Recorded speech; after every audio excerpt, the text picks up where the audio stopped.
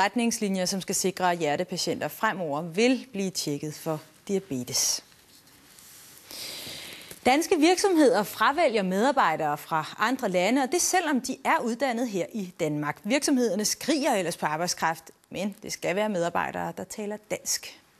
Et nyt hold internationale studenter klar til studierne på Handelshøjskolen i Aarhus.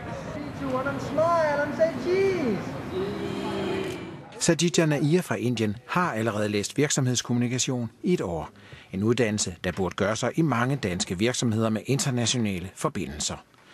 Hun har søgt praktikplads i en række danske virksomheder. But unfortunately they said that there was no available positions for me. But ironically a few other Danish students got those jobs instead. Virksomhederne er altså ikke interesseret i at give hende en praktikplads, der er den mest sikre vej til en senere ansættelse. Og det er ikke fordi hun mangler faglige kvalifikationer. Det vi oplever, det er hovedsageligt sproglige problemer. De fleste virksomheder vil gerne have en medarbejder, der taler dansk.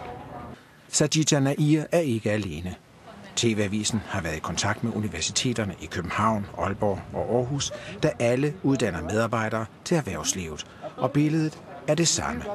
Ingen dansk, ingen praktikplads. Det vil blive et stort tab for det danske samfund, hvis ikke vi forstår på den rigtige måde at udnytte de udenlandske studerende, som er jo en højt kvalificeret ressource. Jeg tror, det er traditioner, og vi gør sådan, som vi plejer. I complete my education next year, 2009 June, and I will be applying for jobs in Australia to go and work there. Det må vi gøre noget for at forbedre, og det er også en af de fokusområder, vi har her i DI. Blandt andet ved at skabe nogle bedre mødefora mellem de danske virksomheder og de internationale studerende. If I had a student job, I would definitely stay.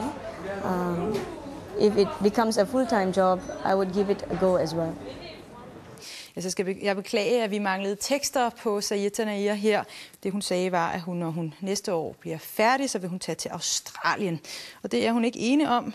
I halvdelen af de mennesker, der går i hendes klasse, er rejst til andre lande, netop fordi de ikke kunne få praktikpladser herhjemme. Her i weekenden skal millioner af arabiske tv-seere, godt nok flest